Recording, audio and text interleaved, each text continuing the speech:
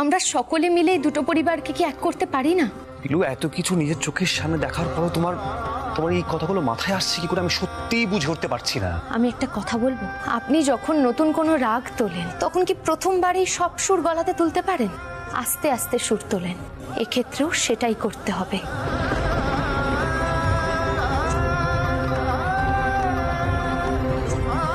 মানে পিলু, তোমার মাথায় যে কি চলছে আমি কিন্তু এবার সত্যি বুঝতে পারছি না পিলু।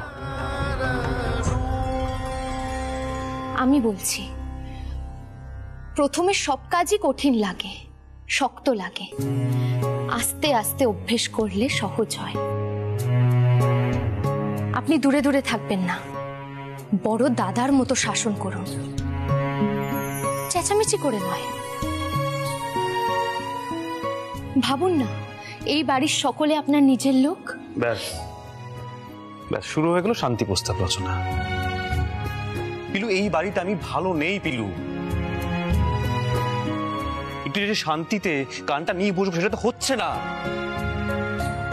আমাদের রেওয়াজ করাটা হচ্ছে না পিলু। তোমার কি ঠিক করে মনে পড়ে তুমি সুরমণ্ডলে কেন এসেছিলে? পিলু, তুমি গান শিখতে এসেছিলে, সেগুলো তো কিচ্ছু হচ্ছে না, সেটা তুমি বুঝতে পারছো না? ওস্তাদজি, কিচ্ছু ভুলিনি। গান শেখা তো অত সোজা নয়, আপনিও তো এটাই শিখিয়েছেন তাই না? সুরটা যেন ভেতর থেকে লাগাতে পারি, সেটারই চেষ্টা করছি। আর এটাও তো একটা লড়াই, একটা সাধনা, পালানো যাবে না, পালিয়ে কোনো লাভও নেই। এই সমস্যার মুখোমুখি হতে হবে আমাদের।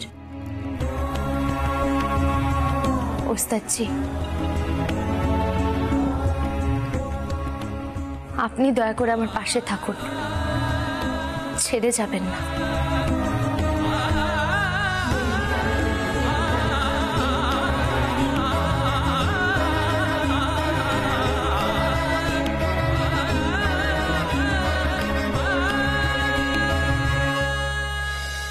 সে উপায় কি আর আছে পিলু? তোমায় ছেড়ে আমি যাবো কোথায়?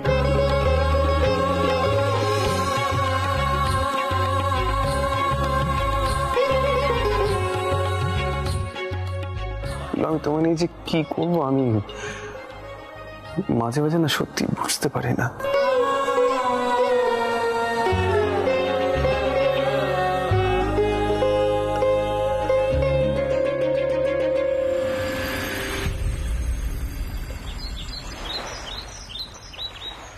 বাবা, বাড়িতে যে সমস্ত কাণ্ড হচ্ছে তাতে তো একেবারে হুলস্থুল হয়ে গেছে, এর তো একটা বিহিত করতে হবে।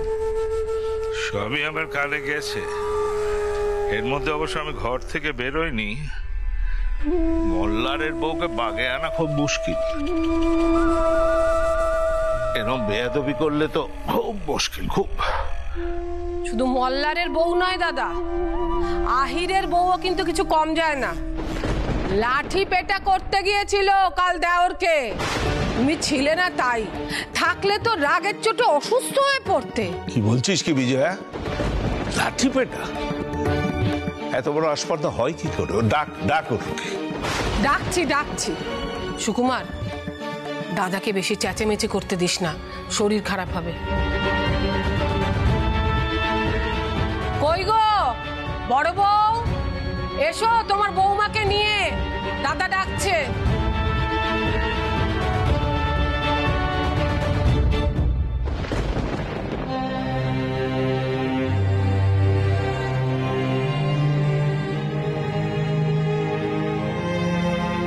দাদু, চাটা তৈরি করে দি।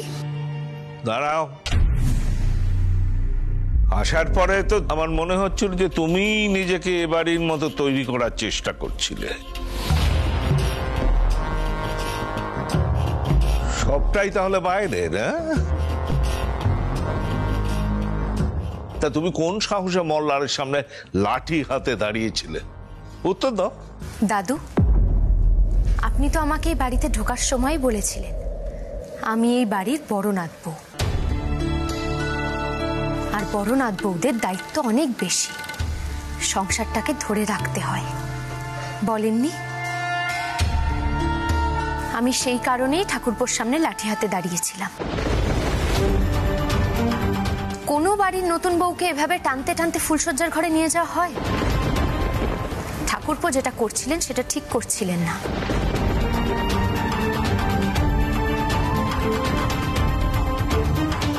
ও দিদি, পিলু এসব কি বলছে?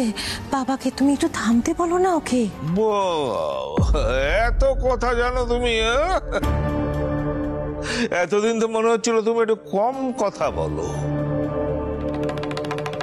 মনে হয়েছিল এই মেয়ের কিছু সহবত জানা আছে, কিন্তু সেটা আমার একেবারে ভুল ভাবনা। তাই তোমার ঠাকুরপোর কাজের বিচারের দায়িত্বটা তোমাকে কে দিল? আগে আপনি দাদু। যখন আপনি আমাকে বড় নাত বউয়ের সম্মানটুকু দিয়েছিলেন, তখন এই সব দায়িত্ব আপনি আমার কাঁধে তুলে দিয়েছিলেন। আপনি বলেছিলেন এই পরিবারের সমস্ত দায়িত্ব পালন করতে হবে, সব কর্তব্য পালন করতে হবে, বলেননি দাদু?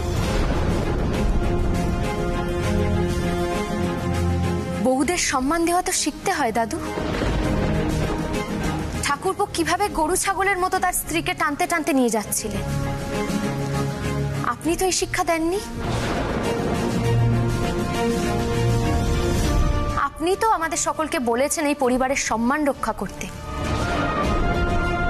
সেই সময় যদি বাইরের কেউ এসে পড়তো, এই পরিবারেই তো বদনাম হতো।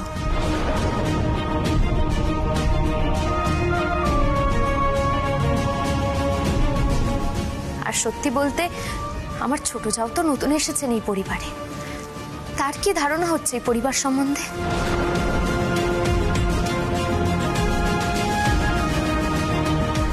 আমি অন্তত প্রতিবাদটুকু তো করলাম এই অন্যায়ের।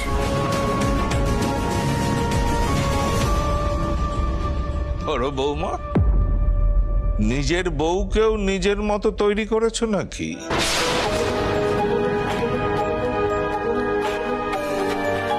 তোমারই মতো তেজ দেখিয়ে এও আহিরকে বার করে নিয়ে চলে যাবে? হ্যাঁ না বাবা, বরং উল্টো।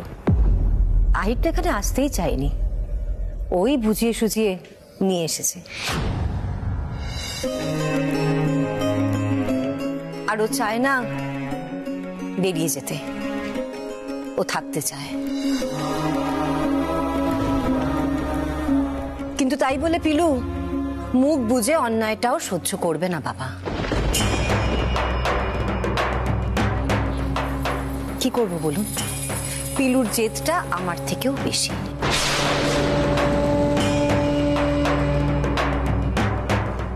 চমৎকার, এইভাবেই আশকারা দাও নিজের বৌমাকে।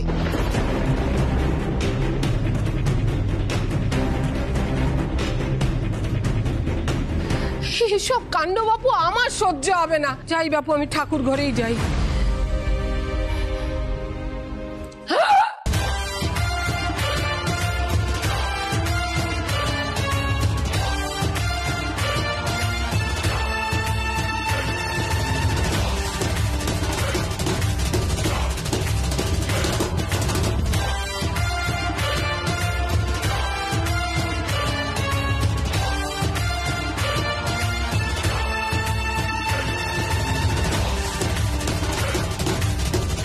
বলছি একটু চা পাওয়া যাবে? ও মা গো মা, ও ছোট বউ, তোর বৌমা কি পোশাক পরেছে দেখ। মা গো মা, আমি সহ্য করতে পারছি না গো মা। কেন, কি পোশাক পরেছি? আমি তো যেটা পরতাম সেটাই পরেছি। আচ্ছা বলছি শাশুমা, চাটা কি পাবো নাকি সেটার জন্য বাপের বাড়ি যেতে হবে? এসব চলতে দেওয়া যায় না, কিছুতেই না। জেনে শুনে ইচ্ছে করে অপমান করছে। মানে কাকা কিসের অপমান বলো তো? আর বাড়িতে ও এমন কি ড্রেস পরেছে যার জন্য তোমরা সবাই এত অপমানিত বোধ করছো? আমি বুঝলাম না। বাবার সামনে এইভাবে কেউ আসে? বাবা পুরনো দিনের মানুষ। সত্যি বলছি দিদি, আমার আর না মুখ দিয়ে বলার মতো কোনো ভাষা বেরোচ্ছে না। আচ্ছা পিলু তো অন্তত শাড়ি পরে, তুমি বলো। পিলু তো আগাগোড়াই শাড়ি পরতো। কি মুশকিল। আচ্ছা, আপনারা কি চান? যে আমি শাড়ি পরে এক গলা ঘুমটা দিয়ে পুজো করি, তাই তো? থামো। তোমাকে আমি একটা কথা স্পষ্টভাবে জানিয়ে দিচ্ছি, এরকম উচ্ছৃঙ্খলতা কিন্তু আমি সহ্য করব না। বড়নাথ বউ, তোমাকে আমি আগেই বলেছিলাম, সংসারে মেয়ে মানুষদের এত বক্তব্য থাকলে সর্বনাশ হয়।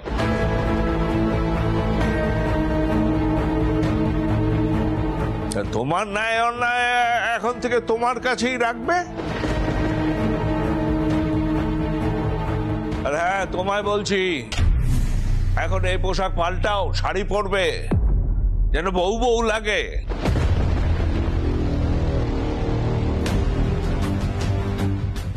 এই বাড়িতে এসব পোশাক পরা চলবে না, আমি বেঁচে থাকতে অন্তত এসব চলবে না। মল্লার, এগুলো যেন হয় দেখিস। কিন্তু দাদু, বাস, আর কোনো কিন্তু নয়। আমি যে কথাগুলো বললাম সেগুলো কানে ঢুকেছে ছোটনাথ বউ? আগে ঢুকেছে, কিন্তু আমি মনে করি না এই পোশাক খারাপ, আর আমি এই পোশাকেই স্বাচ্ছন্দ্য বোধ করি, তাই আমি এই পোশাকটাই পরবো।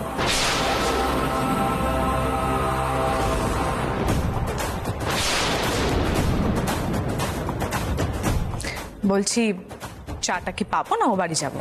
ঠাকুর, আমার মরণ হয় না কেন? আমি আর সত্যি সহ্য করতে পারছি না দিদি।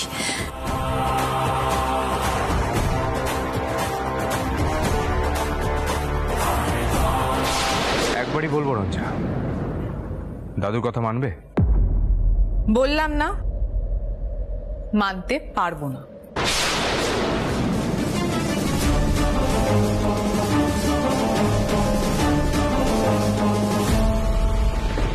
ছোট ম্যাডাম, একটা শাড়ি তো পরে নিন না, আপনাকে পরলে খুব ভালো লাগবে। না পিলু, আমি পড়তে পারবো না।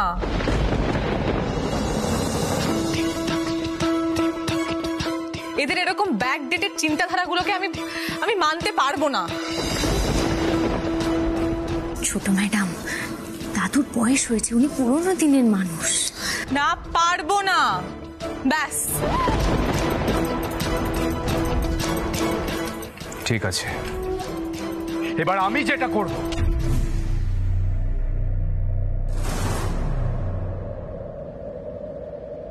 কেউ বাধা দিতে আসবে না। বাবা, বাবা, আমার কিন্তু আর সহ্য হচ্ছে না। ও মল্লারকে চটিয়ে দিচ্ছে। আপনি ওকে বুঝিয়ে বলুন কিছু। এরপর তো আর মল্লারকে আটকে রাখা যাবে না। এটা কি যুদ্ধ হচ্ছে নাকি? যুদ্ধটা তো মল্লারিয়াকে শুরু করেছে, সেটা ভুলে যেও না কাকা। সংযত মল্লারকে হতে বলো।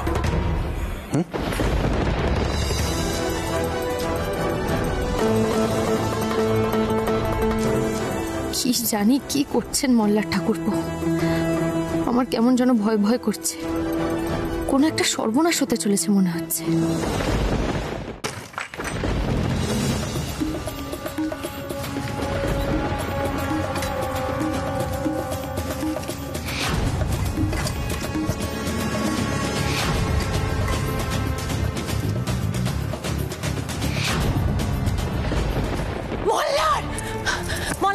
মলার, তুই এটা কি করছিস?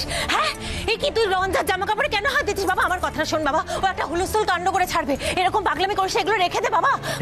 এই জামা কাপড়গুলো পরেই দাদুর সামনে যাবে বলো না? হ্যাঁ, অপমানের শেষ সীমায় পৌঁছে গেছে। আমি ওকে কিচ্ছু বলিনি মা। এবার দেখো না, একেবারে শেষ করে দেবো রঞ্জাকে। এই জামা কাপড়গুলোর প্রাণ। হ্যাঁ, দেখো। না, মলার, আমার কথা শোন, হাত জোর করছে বাবা, হাত জোর করছে তোর কাছে। আমার কথাটা শোন, শুধু এরকম কাজ করিস না। এমনিতেই দুই বাড়ির মধ্যে এত শত্রুতা বাবা, এরকম পাগলামি করিস না। ওর মা তো যে কোনো কিছু একটা অজুহাত করে ছাড়বে। ও মলার, এরপর যদি কিছু একটা কেলেঙ্কারি কাণ্ড হয়ে যায়, আমি তো শেষ হয়ে যাবো বাবা। কি বলছো এসব তুমি? শেষ হয়ে যাবো? রঞ্জাকে ভয় পাচ্ছ তুমি? ওকে সাহায্য করা কিচ্ছু না।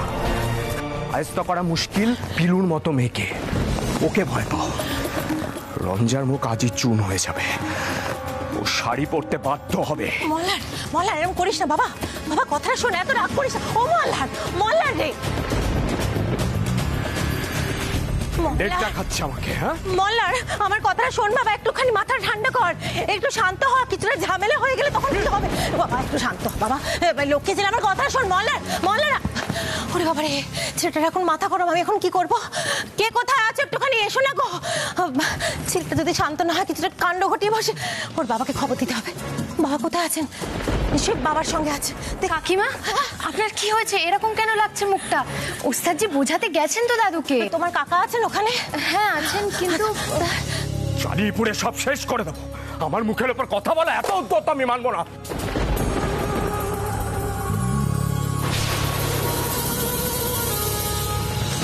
এ কি কাকিমা, যজ্ঞকুণ্ড দিয়ে কি হবে? দুঃখযোগ্য হবে। ডাকো রঞ্জা ম্যাডামকে, মা ডাকো ওকে। আমার মুখের উপর দরজা বন্ধ করে দেওয়া, দাদুর মুখের উপর কথা বলা, শাড়ি নাকি পরবে না।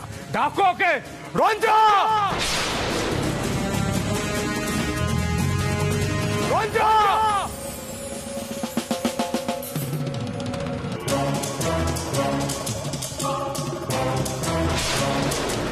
এ কি, এগুলো তো সব ছোট ম্যাডামের জামা কাপড়।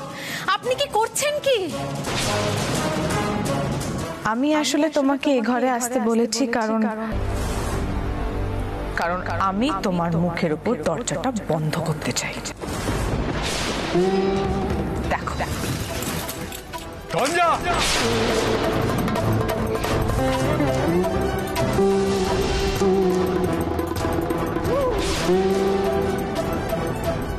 আমি মনে করি না এই পোশাক খারাপ, আর আমি এই পোশাকেই স্বাচ্ছন্দ্য বোধ করি, তাই আমি এই পোশাকটাই পরব।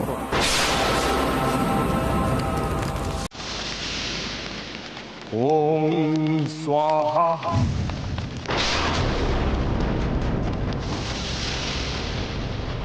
ওম স্বাহা।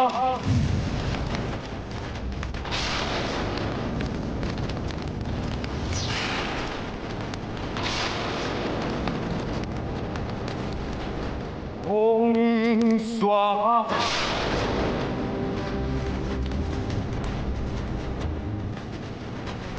ওম স্বাহা।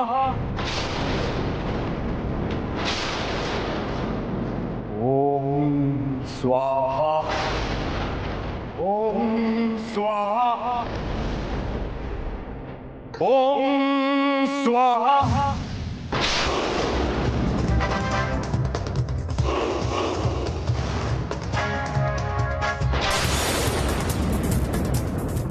ওম স্বাহা।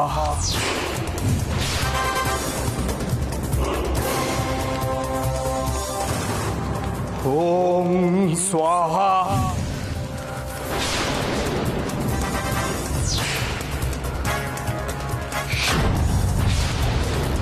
ওম স্বাহা। এ কি? এগুলো আমার সব ব্র্যান্ডেড জামা কাপড়। কি হচ্ছে কি এসব? ওম স্বাহা।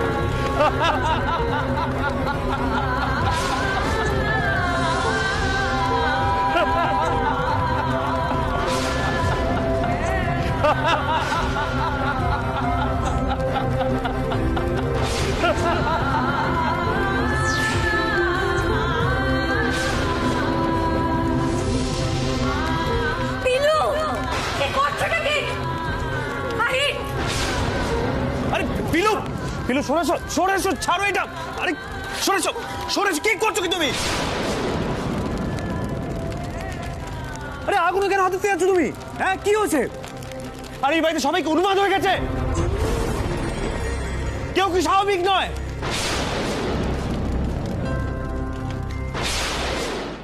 শাড়ি তো পরতেই হবে।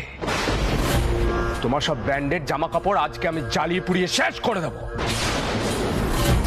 আরে এত অস্পর্ধা হয় কি করে মেয়ে মানুষের? আপনি আগে মল্লার ঠাকুরপোকে থামতে বললেন ওস্তাদজি। ছাড়ো ছাড়ো বলছি। তুমি এরকম দামি দামি পোশাকগুলো পুড়িয়ে দিচ্ছ। তোরা সুস্থ মানুষ এরকম করে? তুমি ঠিক আছো মোল্লার?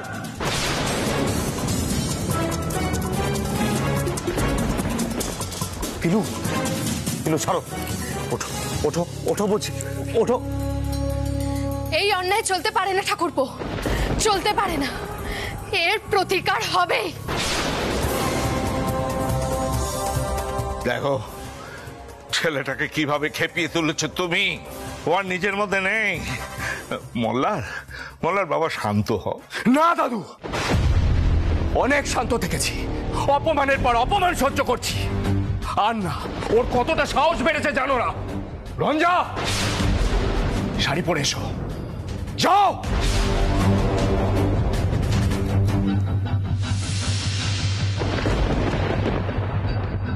এখনো ঈশ্বরে কথা বলছেন আপনি? ওস্তাদজি ঠাকুরপোকে বাইরে নিয়ে যান, উনি কিন্তু নিজের মধ্যে নেই। মল্লার, শান্ত হও মল্লার, একদম পাগলামি করো না। আমি বুঝতে পারছি যে তোমার আত্মসম্মানে ঘা লেগেছে। রঞ্জাও যেটা করছে সেটা রাগের বশেই করছে। আর সোহিনী, তুমি আদিত্য আর রিজুরার সঙ্গে কথা বলো। রঞ্জারও উচিত একটু সঞ্জে চলা, মানিয়ে চলা। আরে ওর পশুর মতো আচরণ দেখলে কেউ ওর সাথে মানিয়ে নিতে পারবে না। আর রঞ্জা কি ব্যবহার করছে? এটা মানুষের মতো ব্যবহার? পিলু কি ব্যবহার করছে? এই বাড়ির মধ্যে আমার দিকে লাঠি নিয়ে তেড়ে এসেছিল কোন সাহসে? তাতেও তুমি তোমার পক্ষে প্রশ্রয় দিলে। এখন আমার আচরণ নিয়ে মন্তব্য করছো। সরে যাও, একদম আমাকে বাধা দিতে আসবে না। আমি সব ব্র্যান্ডেড জামা কাপড় পুড়িয়ে ছাড়বো আজ, সব। মল্লার কি করছো? ছাড়ো ছাড়ো ছাড়ো, এগুলো রাখো। তুমি ছাড়ো, কি হচ্ছে কি?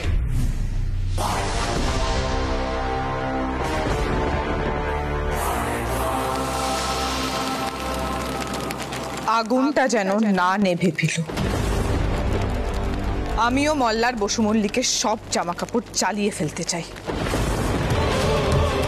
শুধু আমার জামা কাপড় কেন চলবে, আমি সব পুড়িয়ে দেব।